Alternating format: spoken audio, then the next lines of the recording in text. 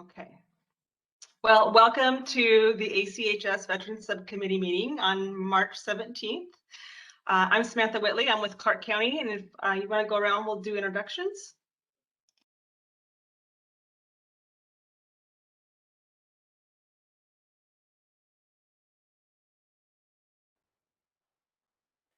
Is it easier for me to call on folks? I'm sorry, Chuck, please go ahead.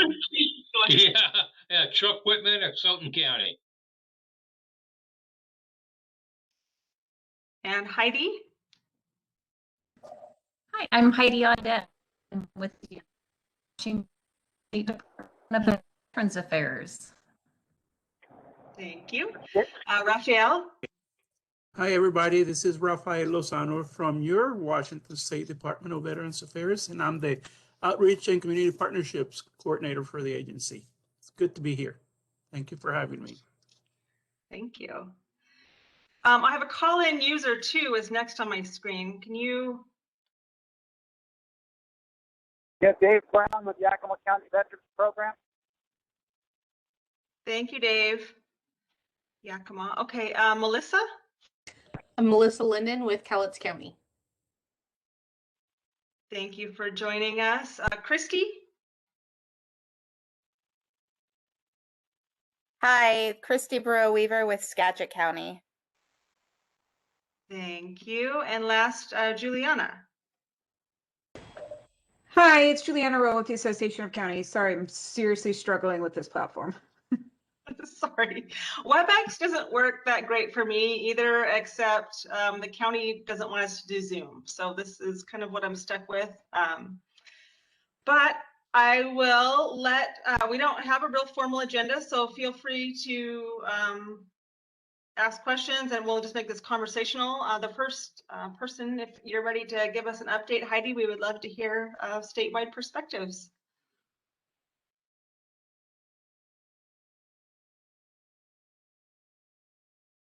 Absolutely, yeah. So I'll do just a little legislative update on some of the veteran and military bills that are there. I think everybody knows it's a somewhat interesting session. Juliana probably knows better than anyone else. It's a very interesting session. So there are only 5 bills that I had originally started tracking that had to do with veterans or military affairs. There's only 5 still working way through the process, and they all look like they're going to move. So they've all been scheduled for hearing this week. So that's good. So these are available on our website. After I get done talking, I'll go ahead and paste the URL into the chat so that you can take a look at those later if you'd like to. But the first one is House Bill 1122, and this has to do with the State Guard retirement age. This isn't the National Guard, this is the State Guard. So it's kind of an arm of the National Guard, but they operate as kind of a volunteer militia is how it was originally established. So this would just change restrictions on age limits. The next one is substitute House Bill 1250. And this one would make Washington State a purple state. So this one actually had a hearing this morning. And it looks like it's going to move right along. There's no fiscal note. It allows WDA and the Department of Transportation to do some fundraising so that funds could be raised to erect signs around I think they said something like different entry points into Washington State on different public highways. So that is another one that's still moving. Substitute House Bill 1314 that had to do with veteran diversion and involuntary commitment. This was a bill that we saw last biennium actually and came back again this year. It would require entities that detain someone in an manner to ask whether or not they are a veteran, and then if they are a veteran, ask whether or not they would the Seattle VA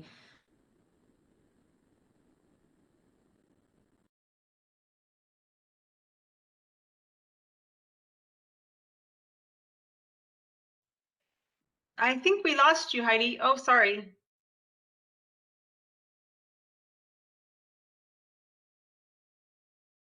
The last thing I heard was that the crisis responders would ask if someone was a veteran and if they wanted to be seen at the Seattle VA.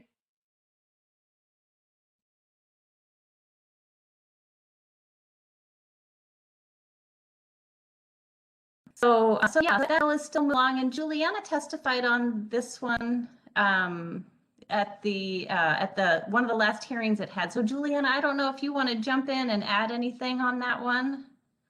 Yeah, so this has been an interesting bill. They called a group of us together, and I think Heidi was on that call, or people from your office anyway.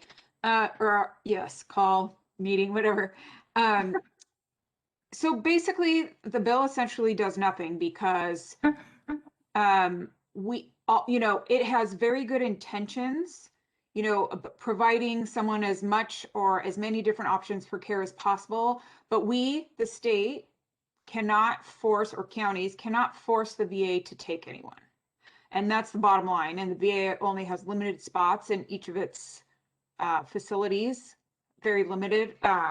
So it was sort of what and the federal VA guy was on the phone as well, and the legislators kept going around in circles with him saying, well, can't we, if we call you, can we just, I don't know. It was kind of absurd. And I think it's dumb to pass the bill because I feel like it gets people's hopes up that this option is going to be available. And I think it will be very limited in its availability. Plus, there are only, Heidi, do you remember how many different places had these kind of beds? Was it just 2 facilities? Right now, it's only 1. So Seattle is the only one that has beds, and they only have 25, but their capacity is limited by the acuity of their patients that they have. So if they have 10 really high need veterans that are in there, that might be their capacity. So Juliana makes some wonderful points that that I don't get to make that same way. So thank you, Juliana. That's why I asked. Yeah, and one of our complaints about the bill was that's nice if those people can be close to home in a VA facility, but if there's only one and they're in Eastern Washington, they're going to be potentially shipped to Seattle, and not everyone wants to do that. And the bill also said that the VA had to accept them, or some strange language like this, and we know that they do not have to.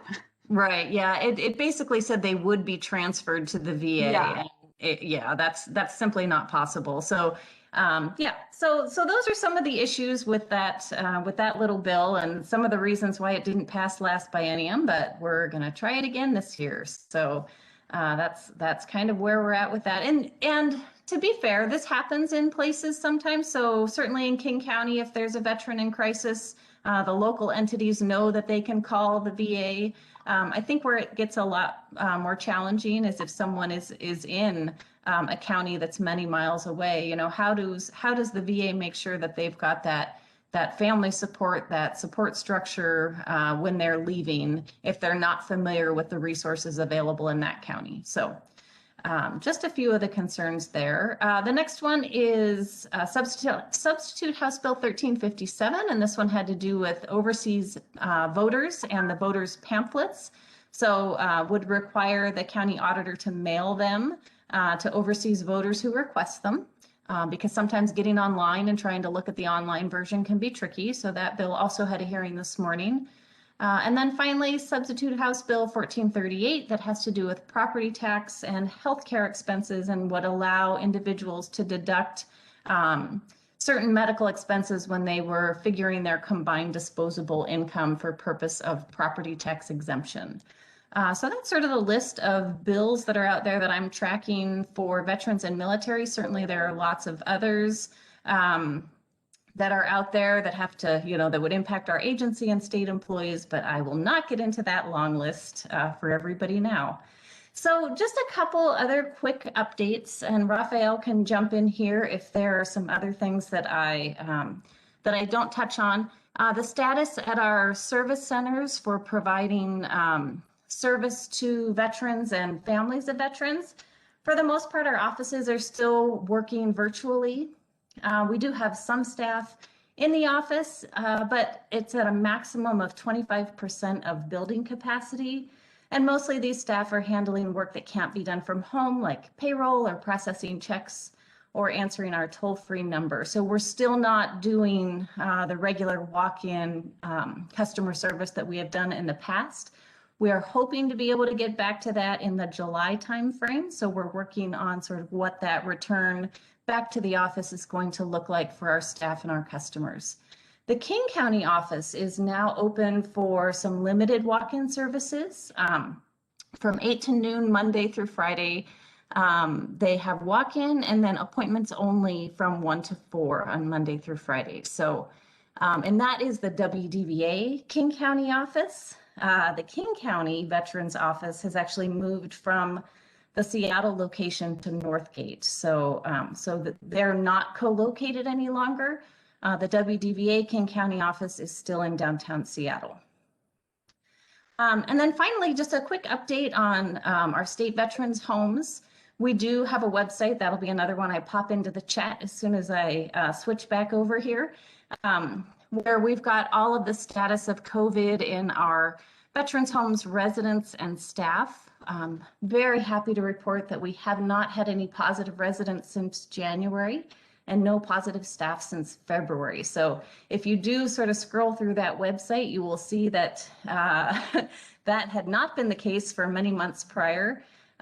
So definitely seems like we are turning the corner, knock on wood, when it comes to COVID status at our long-term care facilities. All 4 homes have had their 3 vaccine clinics put on by Walgreens, and our homes are getting closer to becoming vaccine administrators, which means that we'll be able to vaccinate new residents on site, new staff, and potentially other people who are affiliated with our veterans homes, such as families and volunteers. You may have read last week that the Centers for Medicare and Medicaid Services have provided some new guidance on visitors in nursing homes. And so we are going to be implementing that just as soon as we get the proclamation from the governor's office, and the Safe Start for Long-Term Care Facilities is updated by DSHS. So for right now, we're not using that new CMS guidance. We have to wait, but we are still allowing compassionate care visitors for residents whose health has really taken a turn for the worse.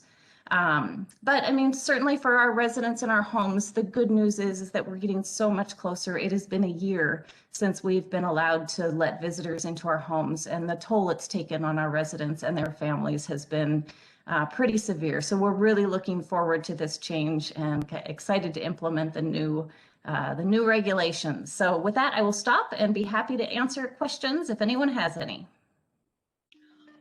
Well, I was just curious, Heidi, if you could talk about what those changes will look like. Does that mean that each tenant in the home will be able to have 1 visitor at a time, or? Yeah, so what the guidance is from CMS is that residents need to be allowed visitors, but facilities need to make sure that there's enough capacity. So all of our visits will be scheduled. It will not be like it was before when visitors could just walk in, sign in, and head back to the resident room. All of the visits will be scheduled. They'll have a certain amount of time. I think what we're going to go with is 2 visitors per resident at a time.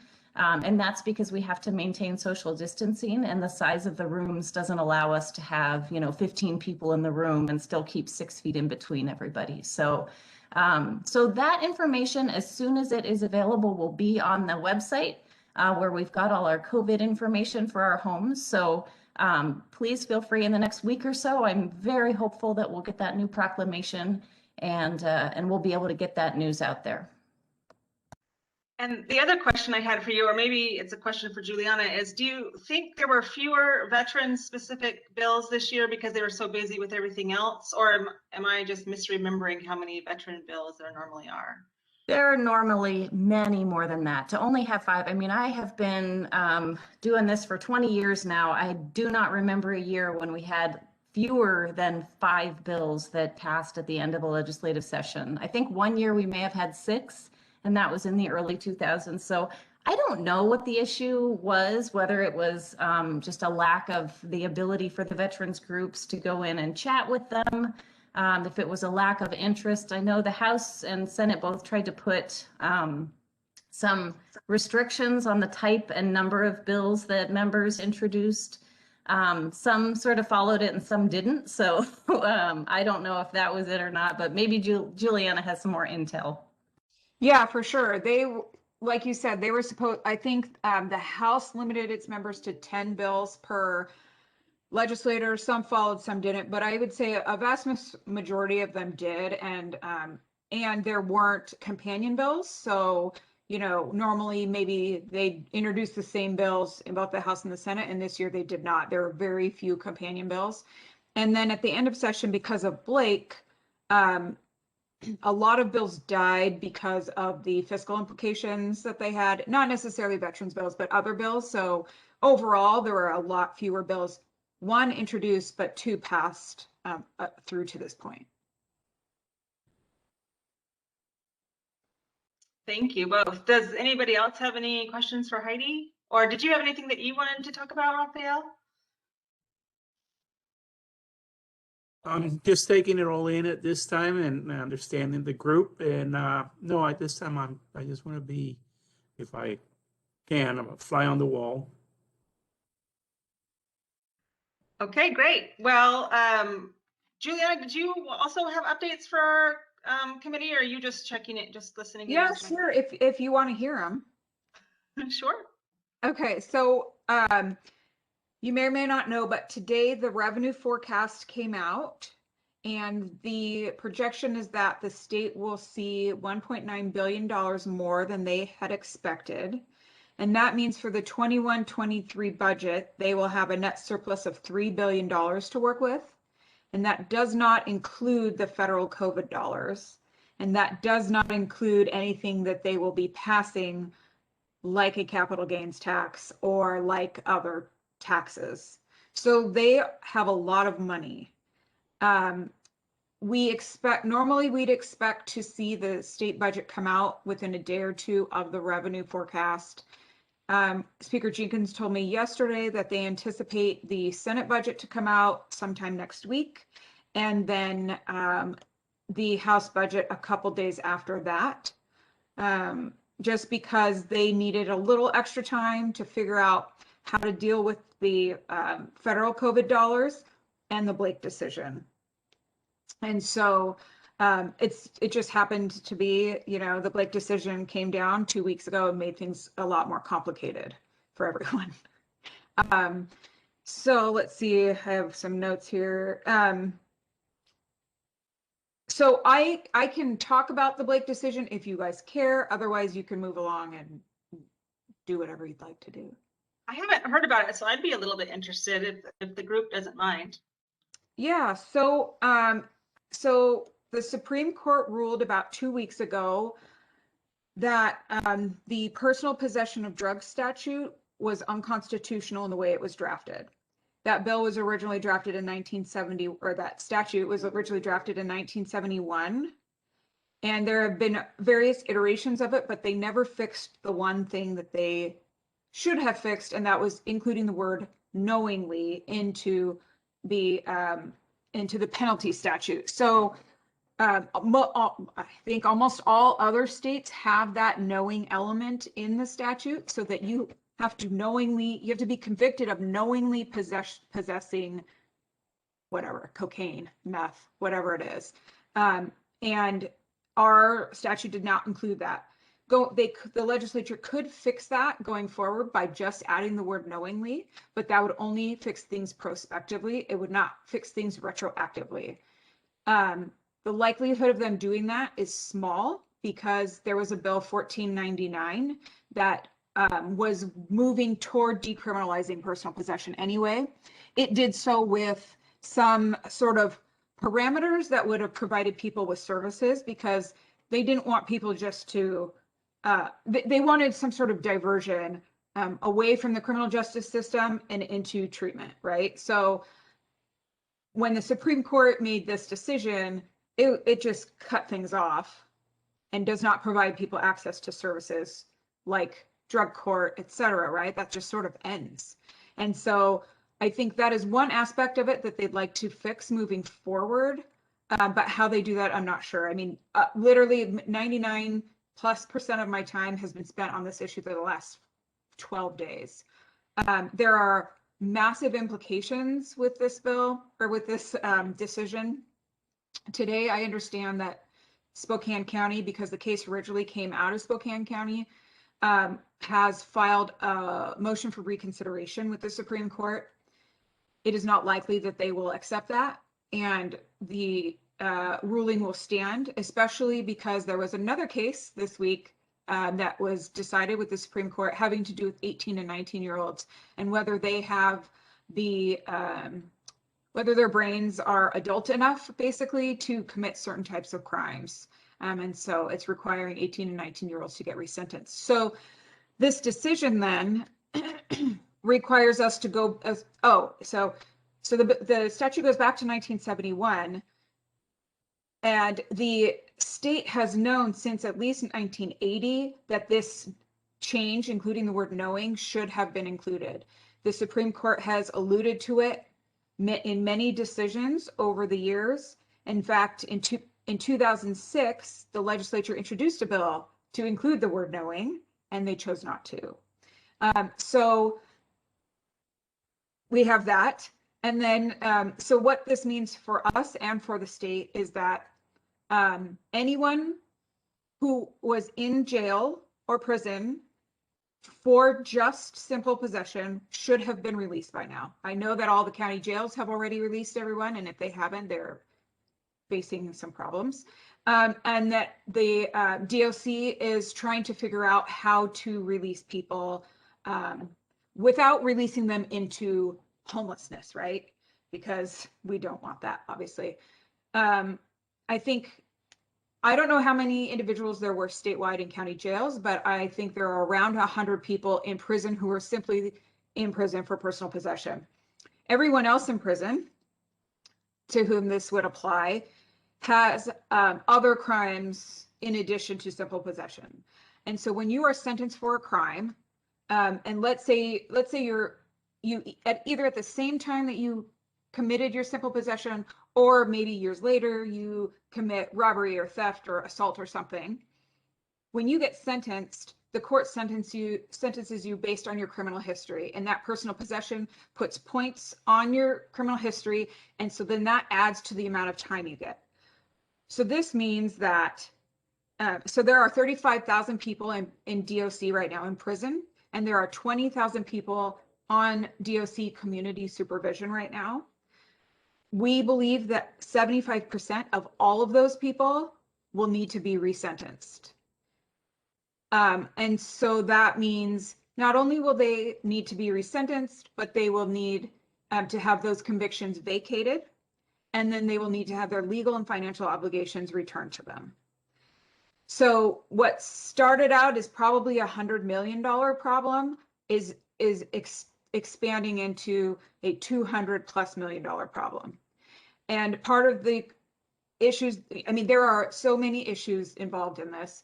You know, because of COVID, courts are 2 to 3 years backlogged with criminal and civil cases. This case adds another 2 to 3 years on top of that.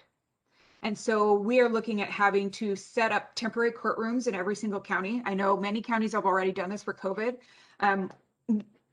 So just to get through this backlog of cases, so we have asked the state to allocate a portion of their federal COVID dollars toward the backlog caused by COVID, because we know that you can't use the COVID dollars for non-COVID things, right? So we already know we can use that money for the COVID backlog to help cut that down. We've asked, because LFOs, now LFO, legal and financial obligations, you're probably a minimum for a felony is around $1,500, and it gets pieced out to all different people, right? The state, the county, victim advocacy, whatever. And most people aren't paying all of that up front, right? They're on payment plans. So we believe about 30% of all LFOs have been paid. So let's see, I have some breakdowns here. We think LFOs it only going back 20 years, we think LFOs will be between 24 and $47 million. That's how much will need to be refunded. And that's only 20 years, right? This goes back to 71.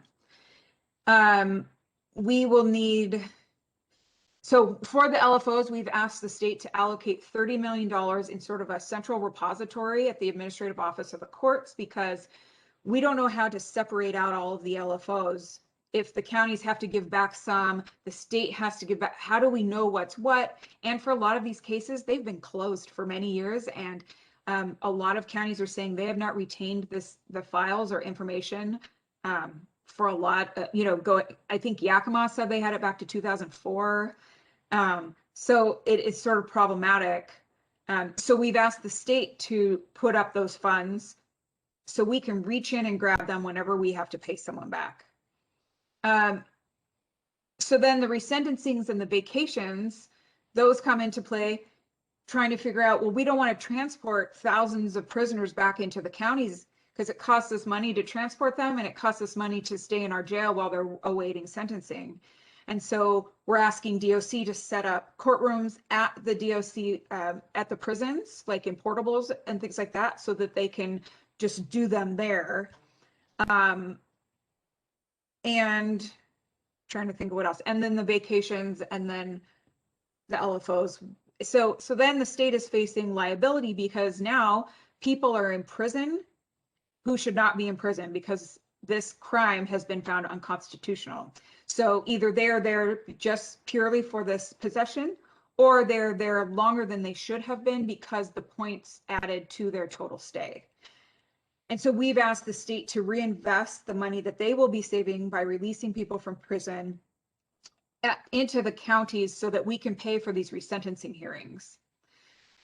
And then the state will also be responsible and potentially liable for what happens to all these people who were found guilty or convicted of this personal possession and lost rights to their children, or lost housing because they were felons, or lost, I can't even think anymore. There are all these other things that it reaches out to. And, people lose their rights when they're convicted of felonies. And now this is not a crime. It's not a felony. How do you fix that? How do you repair that damage that's been done? So this is really far reaching and super complicated. And so we believe that they will address it in the budget. We think that there will be trailer bills addressing it as well, because I know that while they most likely will not add in knowingly to make it prospective, they will probably do something to provide services to people, but how they do that, I'm not quite sure. So I've talked a lot and you may have some questions.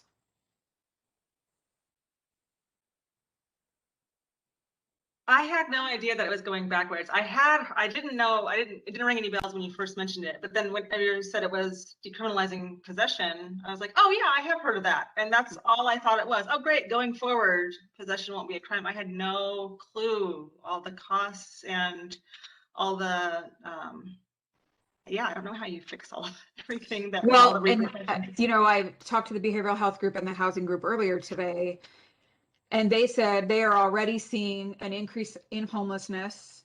They are, they're very worried about people not having to go to treatment anymore who really need treatment. So we're just trying to figure it out little by little. This is Chuck from Sullivan County. That $30 million fund. Do you already think that might happen, or? Yes. Because we've talked about this whole thing. If it's unfunded requirements, that's going to really hurt, especially on the smaller counties. Yeah. I do think it will happen because Senator Dingra is, gosh, I'm echoing. Can you hear the echo too? Hold on, let me mute. Senator Dingra is the lead for the Senate, and Representative Goodman is the lead for the House. Senator Dingra is a prosecutor in her normal life, and she has come out and said that she believes that this is a state responsibility, and she wants to make sure that the state funds this properly. Okay, thank you.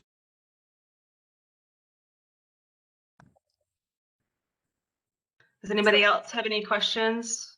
Yeah, I just wanted to jump in real quick and just let you know that we have heard from the Department of Corrections, Juliana, and just about the homelessness issue. So they're asking whether or not we can take a look at some of the folks that potentially will be released, find out if any of them are veterans, and see if we can help with housing as they're getting out. So certainly, we will likely be looking to our partners in the counties once we are able to identify veterans. So that is definitely a potential as we move forward. Yeah, that's good to know. I'm glad that you heard that they've reached out. Raphael, were you going to say something? Yeah, so another implication that I see here is our veterans who have been incarcerated and their benefits have been withheld by the VA, and those who have gone, into debt collection. There's another ramification there. I'm just putting that out there. So there's a little bit more to it. Right, and making sure we get their benefits turned back on. I hadn't thought of that, Raphael. I think this is sort of a lot of work all at once, because these people will start coming out and we want to get them out as soon as possible. But how do you serve all of them? And so I think, spreading the news about all of this, that this is coming, is important, so that we can sort of prepare internally and be ready for whatever comes our way. No, thank you. I learned a great deal just now. Thank you so much. Yeah, I'm glad you're here. Okay, well, the other part of our meeting is usually to share county updates and just kind of do a roundtable. For Clark County, my updates would be, I just finished our 2020 year-end report. And so what I found was that all of our services were about half of what we normally see for veterans who are needing assistance. But except we also found, props to the WDVA, we have our service officer contract through them. They actually brought in more funding. They saw fewer veterans over 2020, but they brought in over $2 million in veteran benefits through the claims that were approved. So they were our only provider that actually had an increase in their outcome. We actually are receiving $30 million for rental assistance, and we asked all of our different providers that can help us get this money out for everybody that needs the assistance to stay in their housing. We were able to portion $800,000 of that through our Veterans Assistance Center and ask them to try to reach out to every veteran that they can find in the county to provide this rental assistance directly. We kind of targeted them as a focus group. We wanted to make sure received their rental assistance. So if anybody, I'll pass it to you, Chuck. Can you give us an update on Stoughton? Well, yeah, I got a question for you. All that money you're getting for homeless in the county, what about the small counties that don't get that money? Is there any way WDVA can head some money over to the small counties for homelessness? Well, I don't believe, Chuck, that we're receiving money directly for homeless from the federal VA. So what we're going to be receiving when it comes to COVID dollars is specific to care in our state veterans' homes. Yeah. Well, I've been reading the section out of the bill. It's very specific to, although there's $4 billion for care in the community, which is nice, but okay. All right, my update, not a lot going on. Real concern, we've had fewer veterans requesting rent assistance and utility assistance than we did in 2018 or 2019. When COVID hit in 2020, it kind of died out and it's still pretty slow. I'm connected with a lot of the local agencies that do homeless stuff and whatnot. And there's a lot of concern that when this is all over, that the floodgates are going to open. I mean, there's lots of money out there now, but some of the programs that are out there, the qualifications, a lot of homeless people they're not going to meet that qualification. And so getting somebody who's been on the streets into a residence is going to be a real challenge, and a lot of nonprofits. And our Veterans Relief Fund only has so much money. On a good note, this county, Stoughton County, we now have a veteran service officer. The Board of Commissioners approved it, and we have a guy in training with WDVA right now The way it's working, he's a county employee, so the county is allowing him on the county dime to work 20 hours a month as a veteran service officer. Of course, you'll probably work more than that, but at least during working hours. So that's the only way we could really make it work. And that's just the beginning of something else we're working on right now. So by our next quarterly meeting, I should have some interesting information for you.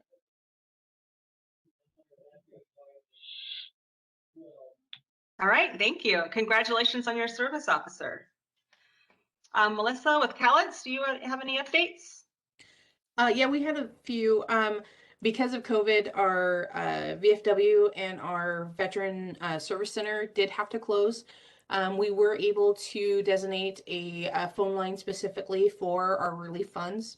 And we had, they were coming directly to us, and we were taking the calls and processing. However, now the offices have been able to open, and they are able to take those requests and are able to meet with people. One of them does have some drop-in times. The other is by appointment only. But they are open and processing, taking applications.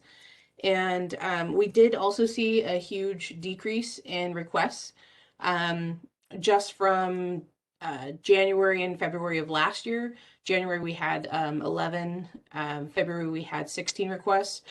This year, January we had 4, and February we had 4. So we have seen a huge decrease in funding being requested and individuals requesting.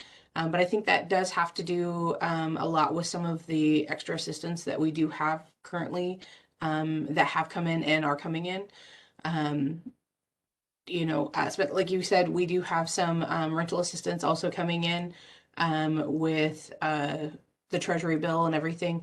And we have been reaching out to some of our agencies, the VFW, the Veterans Resource Center, Veterans Integration Program, letting them know about that and how they can get veterans connected for their rent, mortgage, and utility assistance.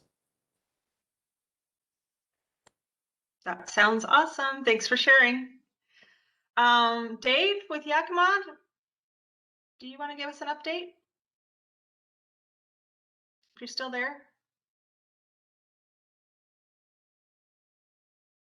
Put him on the spot. Well, how about Christy with Skagit? Are you available?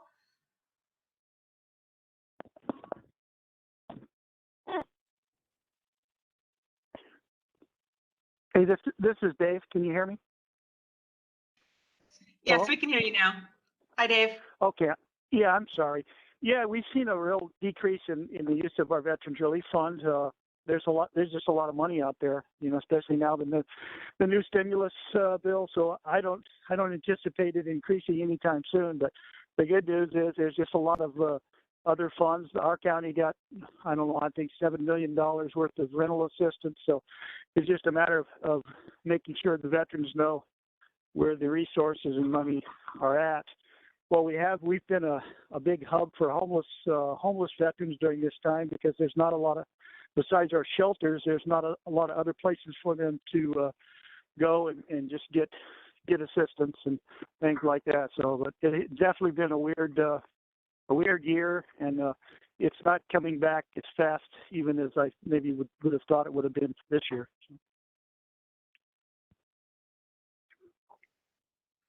Well, thank you.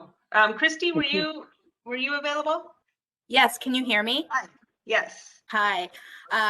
So I have to admit, this is my first meeting with you guys, so I was kind of underprepared with what you would want. And my main focus is behavioral health, but I do know that in the county, in Skagit County, you know, we are, like the rest of you, doing a lot of rental assistance, and we're getting more funding coming in. And then because of COVID, we have shut down all of our congregate homeless shelters. And in replacement of that, we have been doing motel vouchers. And I know that several homeless veterans were served through that program and are currently being served.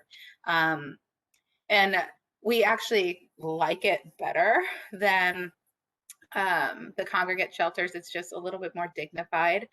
And also the city of Burlington is in the process of building essentially like a tiny home village. They're just modular homes, just like single little, they're pretty cool looking, but they're small. They can hold several people if it's like a family group, but otherwise it's just designed for a single person, but more than one person can be in there if that's their choice. And the goal is to start with 20 to 25 and open up in May. And the property in Burlington can hold, I believe, up to 60 of these units. And the mayor of Burlington is really eager to get going, and he is really pushing it. That's why we have this this quick timeline of getting it started in May, and we're really excited about that. And I know that they are doing a lot of outreach with many of our organizations, including those that reach out to veterans. And as a county, we are doing that as well to make sure that people are aware that there is rental assistance available, as well as a whole bunch of other assistance, mainly due to COVID. But we want to make sure that people are aware of it. But for the next meeting, I will certainly reach out to some of my teammates and get more information very specific to veterans and what we're doing as a county. Yeah, well, you were plenty prepared for today. We don't have any too serious requirements for what is shared. Does anybody have anything else or any last comments or questions before we end? We're still early. Yeah, I was just going to say, I put in the chat box a link to our national association who updates us on COVID information, anything federal, so that you can go into there and see exactly how much money your county will be getting in county federal COVID dollars. Those are separate and distinct from what the state is getting, right, in form of COVID dollars. So, your county commissioners or council members are going to be trying to figure out what to do with those dollars, and, go to them and let them know what you need. I think they want to make sure it's spent. I think this time they have 2 years to actually spend it, whereas before it was a very limited amount of time. This is not as restrictive as it was the first time around. So, if one of the things that you really need is rental assistance, then I say go ask for that. And I do know, though, that the state, in a variety of bills and in the budget, will also probably be providing some rental assistance. We don't know whether the governor will be extending his eviction moratorium, but we think that he will be, but in maybe a different manner than that which has been up till this point. I think it expires at the end of the month. So just little things to think about as you guys go through starting to get this money, because I think it's going to start arriving soon. Well, I will capture all the links that have been shared in the chat and include them with our minutes. I appreciate the resources that you guys have and that you've shared with us. Does anybody have anything else? I will end the meeting, and I appreciate you all so much for spending your afternoon with me. Thank you. Thanks. Thanks, everybody. Happy Saturday Day. Hi, everybody. Thank you for having me. For joining. Green beer time.